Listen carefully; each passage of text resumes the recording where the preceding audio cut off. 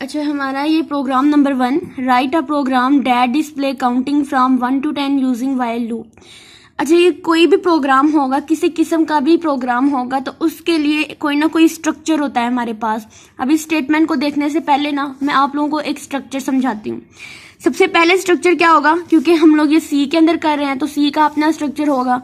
उसमें सबसे पहले आ जाता है हमारा प्री प्रोसेसर डायरेक्टिव, जो है हैश इंक्लूड stdio.h, जो कि ये शो करती है कि ये हमारी standard input output header file है। उसके बाद आता है हैश इंक्लूड conoyo.h। अब ये जो conoyo है ये है कंसोल इनपुट आउटपुट। इसका मतलब होता है जो हमें आउटपुट आएगी ना, तो वो इस चीज की वजह से आएगी। हमारी जो भी printf और scanf करके जो भी आउटपुट आती है वो इन दो की वजह से आती है, इन्हीं में से वो ली जाती है। और अगर सबसे कॉमन बात ये है कि हमारी printf और scanf है वो हमारी सी प्रोग्रामिंग का पार्ट नहीं होती, वो इन दोनों हेडर फाइल में से आती है और उनका काम होता है इनपुट कराना और आउटपुट देना। इसके बाद हमारा आता है मेन फंक्शन, वॉइड मेन। अब मेन फंक्शन के आगे ये पैरेंथेसिस लगाना जरूरी होता है, जो ये शो करती है कि हमारा जो मेन है वो एक फंक्शन है।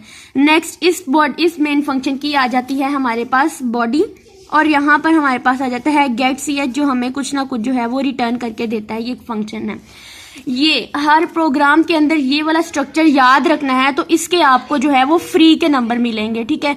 यानी ये आप अगर इसको कंप्यूटर पे भी रन कर देखो अपने कंपाइलर के अंदर, तो आपको ये बहुत अच्छी तरह से समझ आ रही होगी।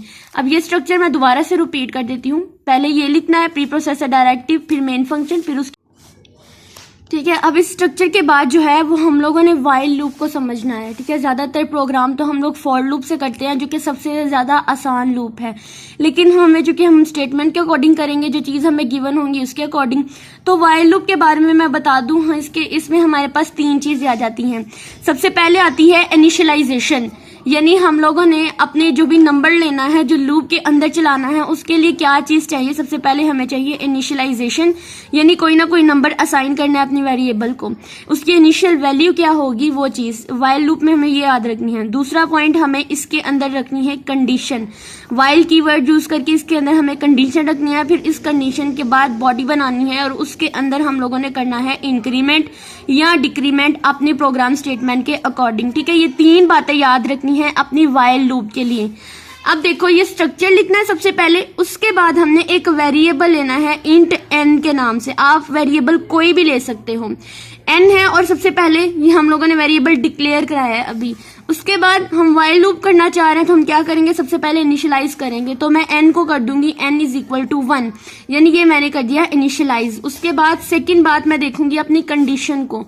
तो कंडीशन में क्या है हमारे पास, कंडीशन का कैसे पता चलेगा, यहाँ पर लिखा हुआ है फ्रॉम 1 to 10, मतलब ये जो 1 है ये हमारी इनिशियलाइजेशन में यूज होगा, जो कि मैंने यहाँ पर यूज किया। उसके बाद है 10, मतलब ये मेरी एंडिंग वैल्यू है। इस लूप को एंड करने के लिए जो वैल्यू होगी वो ये होगी, और उसमें n जो नंबर है वो <= 10 होगा, यानी या तो 10 से छोटा होगा या 10 से बड़ा होगा। उसके बाद हम इसकी बॉडी बना लेंगे। यहाँ तक समझ आ गई कि 1 to 10। अब यहाँ पर लिखा था 1 to 10, यानी इनिशियल वैल्यू से आपने 10 तक जाना है। तो इनिशियल वैल्यू दे दी हमने 1, इनिशियलाइजेशन हो गई। उसके बाद हमारे पास आता है <= 10, यानी 10 तक हमारी कंडीशन चली गई। उसके बाद हमें कैसे पता चलेगा कि हमने आगे 2 कैसे लाना है, 3 कैसे लाना है, जो 10 तक चलेगी। इसके लिए हम एक आउटपुट स्टेटमेंट देते हैं जो कि printf है, printf। और इसके बाद हम लोग ये वाले हम लोग लगाते हैं यहाँ पे अपने ये कॉलन्स लगाते हैं, ठीक है। उसके बाद ये कोमा। अब इस कॉलन के अंदर हम क्या करते हैं, कॉलन कह रही हूँ, सॉरी, इसको बोलते हैं हम कोमास के अंदर हम क्या करते हैं, %d लिखते हैं। अब ये %d है फॉर्मेट स्पेसिफायर, और %d इसलिए लिखा है क्योंकि हमने यहाँ पे जो डाटा टाइप यूज की थी वो इंटीजर ली थी, ठीक है। इंटीजर के लिए हम %d लिखते हैं, और नेक्स्ट लाइन में जाने के लिए \n लिखेंगे, और यहाँ पर हम लिख देंगे हमारा n जो है वो हमें प्रिंट होकर आए। फिर इसको हम कर देंगे सेमीकोलन से एंड, और उसके बाद हम इसमें करेंगे इंक्रीमेंट। अब हमने 1 to 10 की तरफ जाना है तो हमें ऑनवर्ड जाना है, ठीक है, फॉरवर्ड मूव करना है तो हम इंक्रीमेंट करेंगे। तो इंक्रीमेंट कैसे करेंगे, या तो प्रीफिक्सेस में करेंगे या पोस्टफिक्स में करेंगे। तो मैं यहाँ पर n++ लिख दूंगी, ठीक है। और इसकी जगह अगर आप ये नहीं लिखना चाहते तो दूसरी जो स्टेटमेंट आ जाती है वो लिख देंगे n=n+1 भी कर सकते हैं, लेकिन आप यही लिखे ज्यादा बेटर रहेगा। उसके बाद गेट ch, तो ये आप लोगों के पास एक प्रोग्राम हो गया। अब ये रन कैसे होता है, अब इसकी आउटपुट कैसे आएगी। सबसे पहले हमारे पास n की बनेगी एक मेमोरी, ठीक है।